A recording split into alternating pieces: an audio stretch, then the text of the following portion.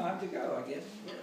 I was waiting for my better half, but she's going to get some coffee, but she'll be here to assist, I hope.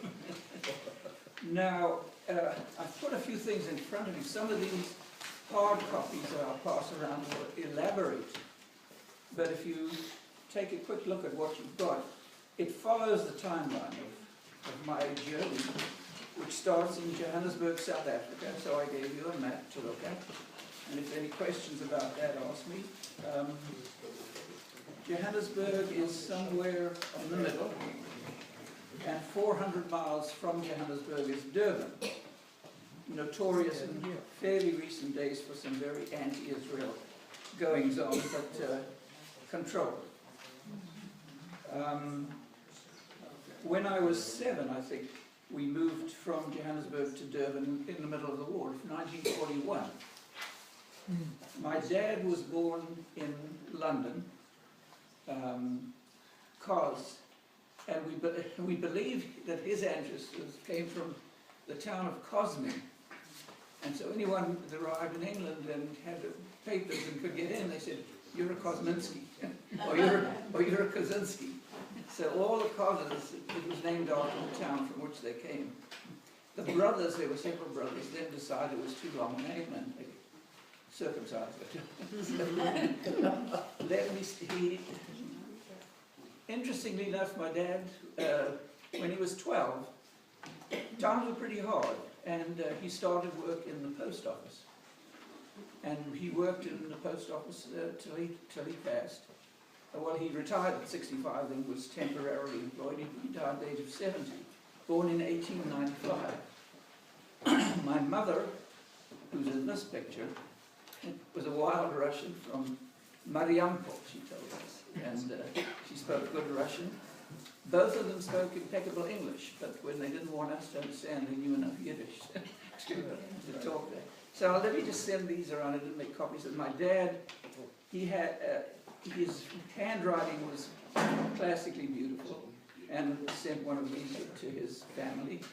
And this is a picture of mom and dad. Can you hold it up for the camera? Sorry? Just hold it up in front of you for the camera. And then keep it. Can it see it?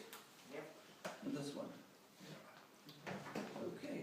Somewhere I have copies of my dad and his father and their family. There were 7 children.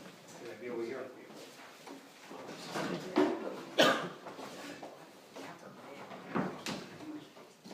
Oh, here it is. He was a Gabriel as well, and Rachel was his wife.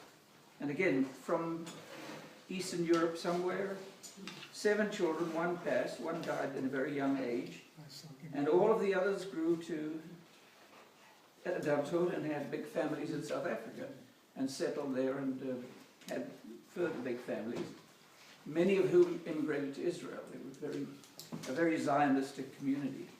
So I'll send that one around. It's a nice old picture. So this is your grandfather? Yes. Oh my goodness.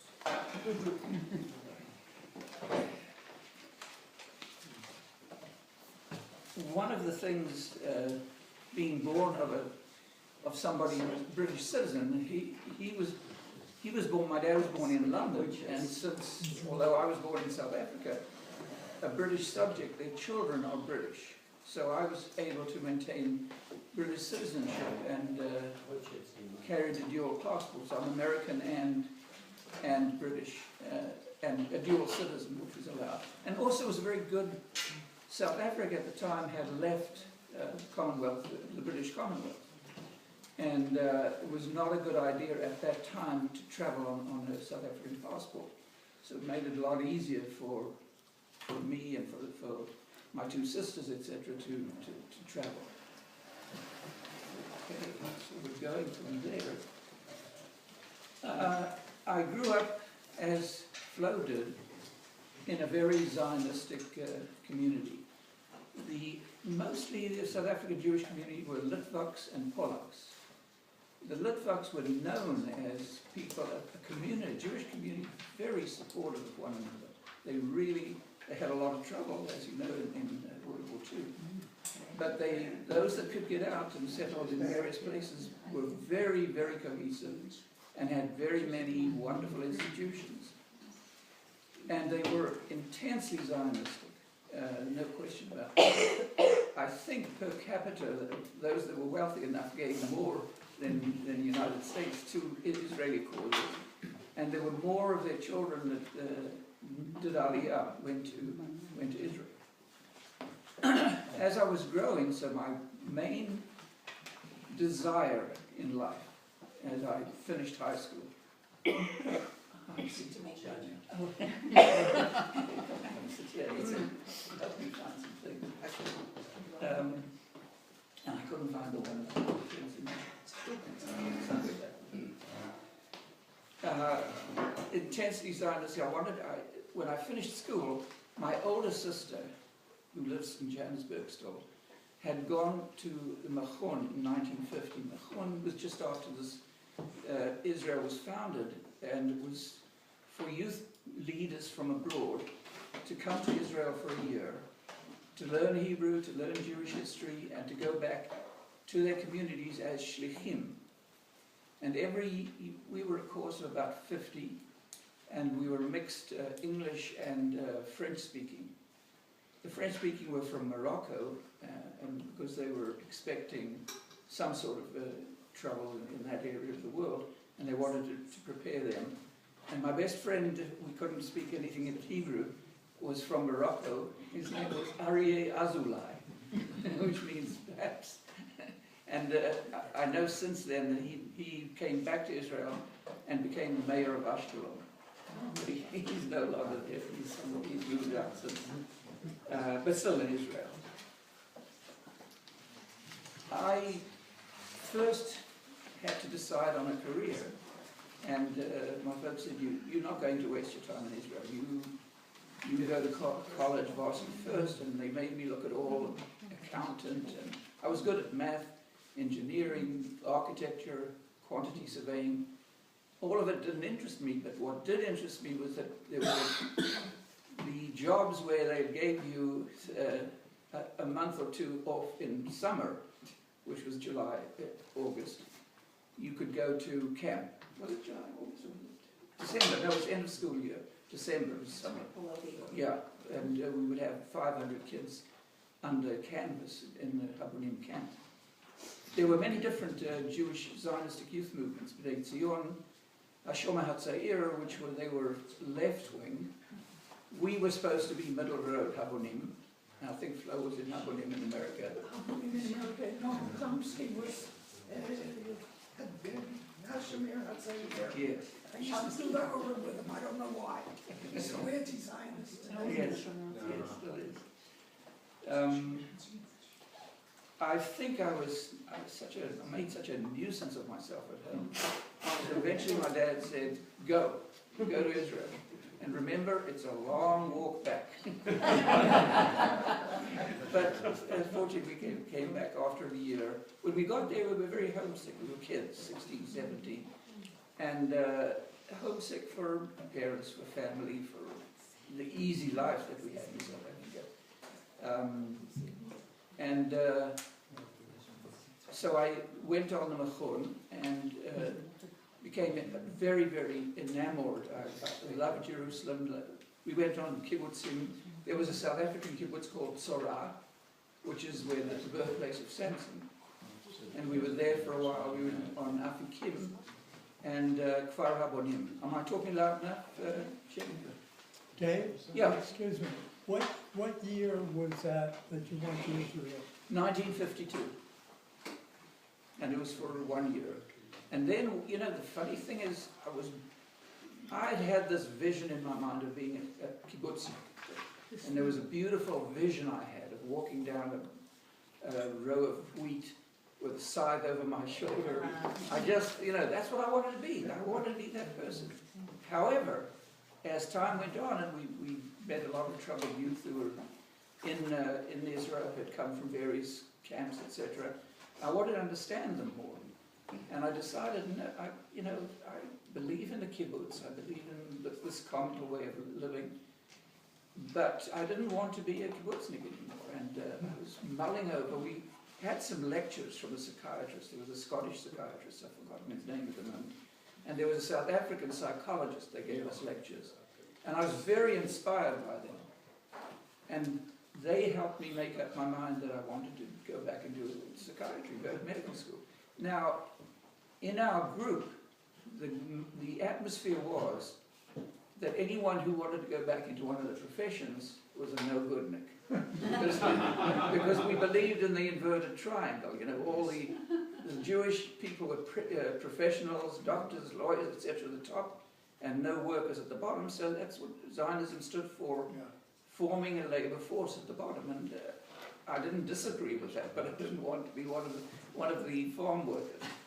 So I remember I was working in the fields on the kibbutz, and I had to deliver milk to a poor in Skirim. There were settlers from a foreign country, one of the foreign countries, Morocco, etc., right nearby us in a kibbutz, not a kibbutz, what do we call it? Not a moshav, but it was... It was a kfar, but I'm not sure exactly. Ma'abara, is that mean? Ma'abara. And well, they had housing, they had everything, and I would deliver milk. And I had this donkey and a cart, and I would drive 6 miles back and forth. And I also used to take water down to the fields because the workers, it was very hot. And I would transport. They had these irrigation pipes across the road. And my cart was going along the road, and suddenly it went up in the air, and I came down like that.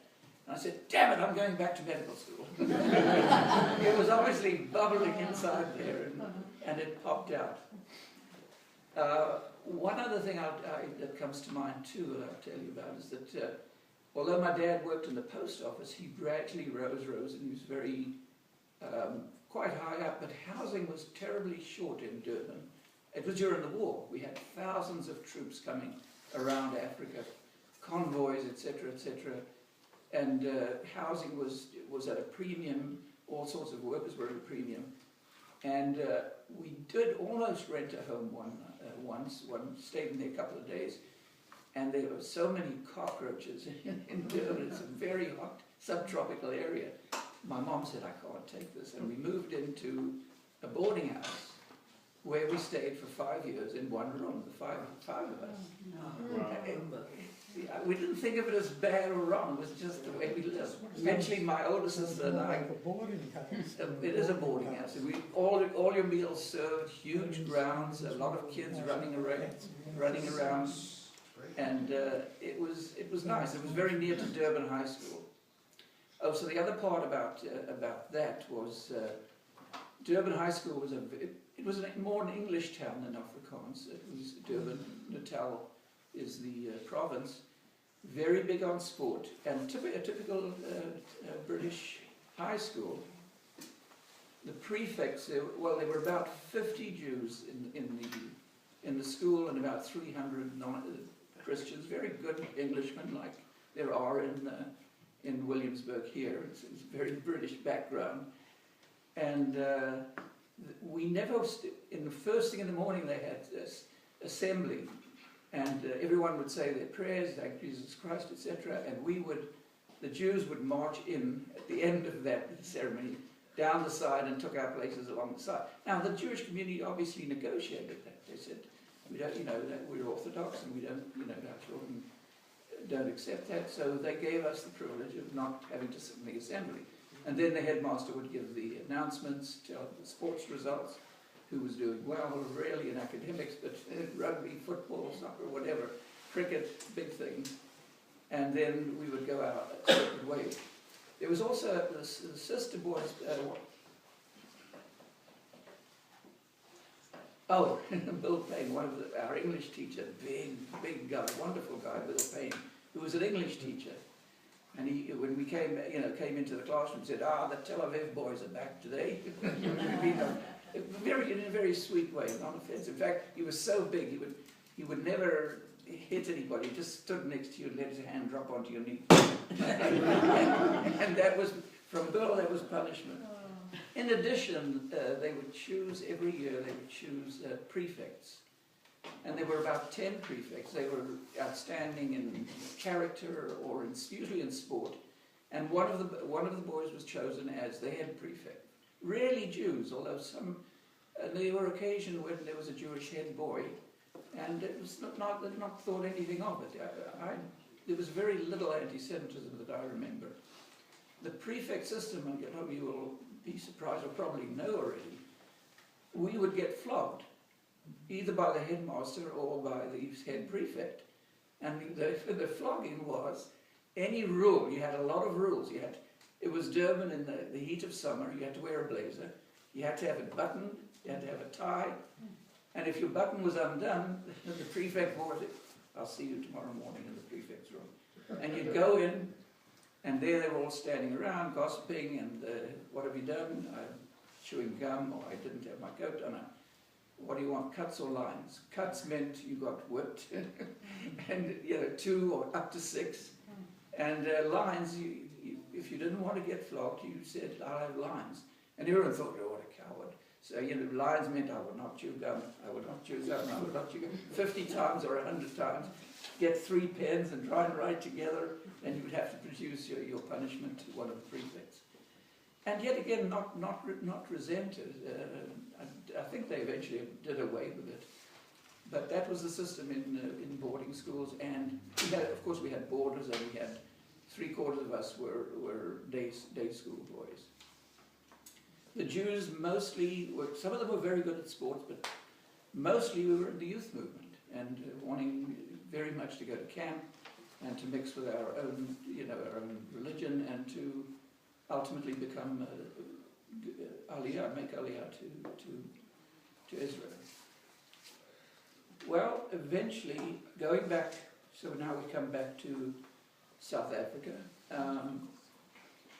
and I got into medical school, the University of the Witwatersrand. It's Witwatersrand is the Whitewater Reef, which is where gold is found, and there's massive gold mines and massive. I think it's one of the biggest producers of gold anywhere, but it was one of the bases of South Africa's wealth.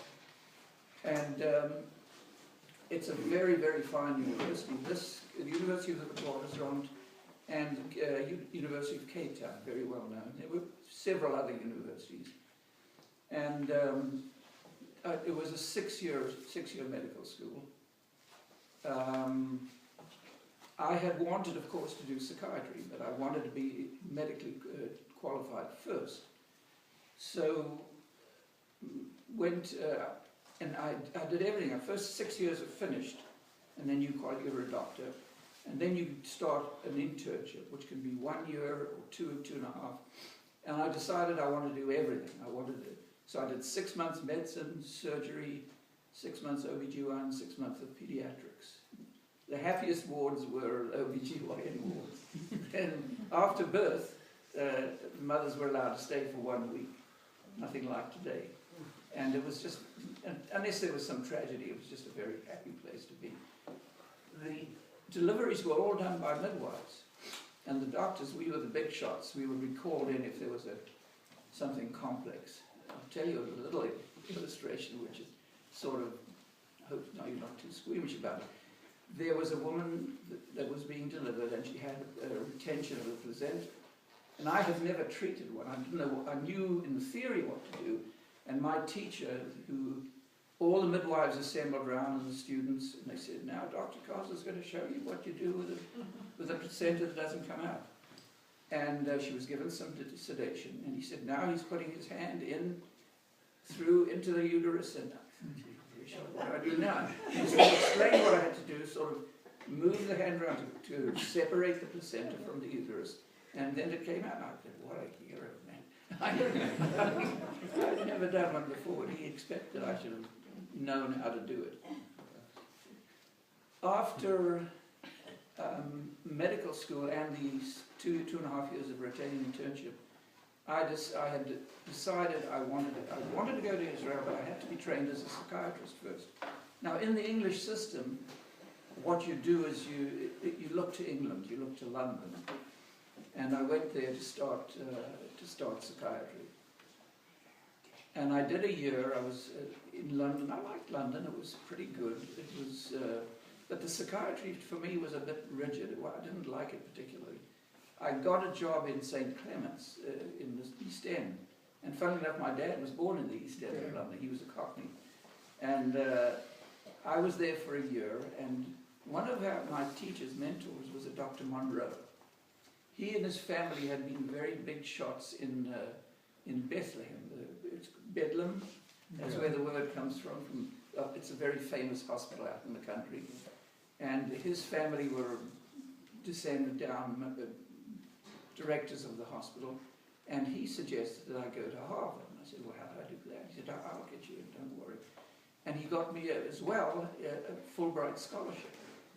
Now, I did not want to go to America. I said, you know, I've met American tourists, and I know there are gangsters in Chicago. I'm going to arrive there, and within 1 week I'm going to be shot, or I'm going to be very unhappy.